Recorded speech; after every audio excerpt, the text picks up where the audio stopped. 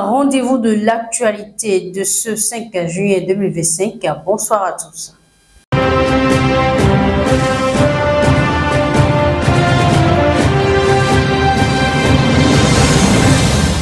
Depuis quelques jours, on parle d'attaques terroristes au Mali, au plus grand désarroi. Ça continue. Le Mali est confronté à une intensification des attaques djihadistes avec plusieurs incidents majeurs survenus entre le 4 et le 5 juillet 2025. Le groupe djihadiste Ajnim, affilié à l'Al-Qaïda, a revendiqué une attaque hier 4 juillet à Mamaribougou, en périphérie de Bamako. Un engin explosif aurait visé un regroupement de soldats maliens et des membres du groupe russe Wagner sur un terrain d'entraînement. Une source sécuritaire confirme l'attaque et évoque la mort de 2 militaires maliens ainsi que plusieurs blessés. Et aujourd'hui, 5 juillet, un poste de sécurité à Mao dans la région de Sikasso, près de la frontière burkinabé, a également été attaqué. Le JNIM affirme avoir pris le contrôle de la caserne, tandis que l'armée malienne annonce avoir envoyé des renforts terrestres et aériens sans donner de bilan. Dans la région de Gao, le camp militaire de Tessit, situé dans la zone sensible dite des rois frontières Mali, Niger, Burkina, a été totalement conquis par les djihadistes de l'État islamique au Sahel. Ce camp abritait des soldats maliens et des membres du Gassia, groupe armé allié. Les assaillants ont détruit des équipements et emporté des armes sans que le bilan humain ne soit précisé. L'armée a réagi avec des frappes de drones dans la région de Kidal et des patrouilles aériennes ont ciblé la colonne terroriste en repli depuis Tessit. Aucun chiffre officiel sur les pertes ennemies n'a été communiqué. Le Mali fait face à une recrudescence coordonnée d'attaques djihadistes dans plusieurs zones du pays, mettant en difficulté l'armée malienne malgré l'appui de forces étrangères. Le manque de communication officielle sur les bilans et les pertes contribue également à l'incertitude autour de la situation sécuritaire. En République démocratique du Congo, les négociations en cours entre la RDC et les États-Unis autour d'un partenariat stratégique dans le secteur minier suscitent des inquiétudes croissantes tant à Kinshasa qu'à Washington.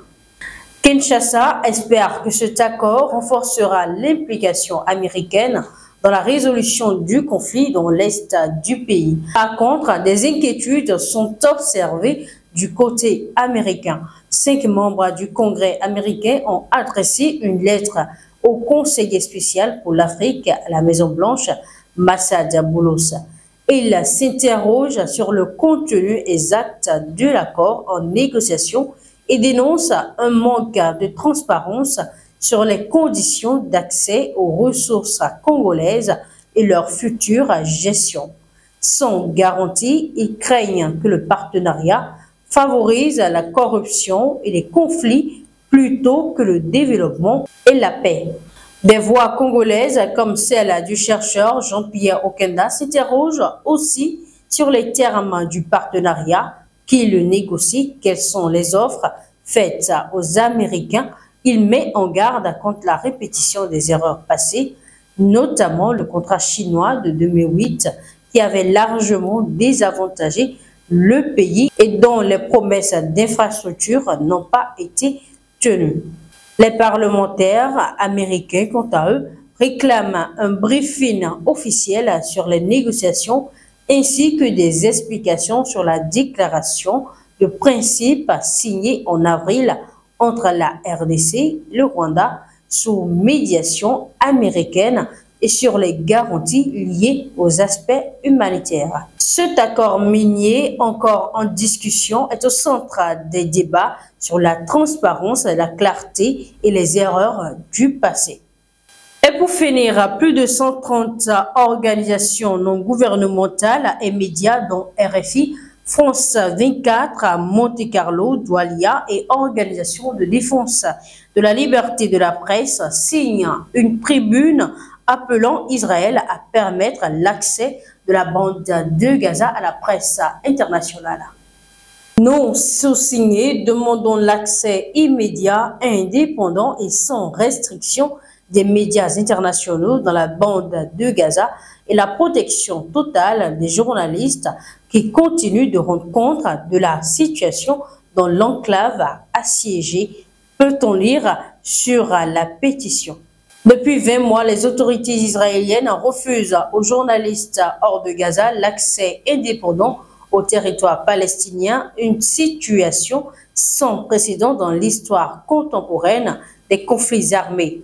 Les journalistes locaux les mieux placés pour rendre compte de la réalité sont confrontés à l'exil et à la famine. À ce jour, près de 200 journalistes ont été tués par l'armée israélienne. Beaucoup d'autres ont été blessés et voient leur vie constamment menacée parce qu'ils font leur travail témoigné. Il s'agit d'une attaque directe contre la liberté de la presse et le droit à l'information. Nous comprenons les risques inhérents au reportage dans les zones de guerre. Ce sont des risques que bon nombre de nos organisations ont pris pendant des décennies afin d'enquêter, de documenter les événements au fur et à mesure qu'ils se produisent et de comprendre les conséquences de la guerre, ont-ils déclaré. À ce moment charnière avec la reprise des opérations militaires et les efforts visant à rétablir l'acheminement de l'aide humanitaire à Gaza, il est essentiel qu'Israël ouvre les frontières de Gaza afin que les journalistes puissent exercer librement leur travail et qu'Israël respecte ses obligations internationales en matière de protection des journalistes en tant que civils. Nous appelons les dirigeants mondiaux, les gouvernements et les institutions internationales à agir immédiatement pour garantir cela, ont-ils déclaré. C'est la fin de cette édition. Merci de nous avoir suivis. Agréable suite de soirée à tous.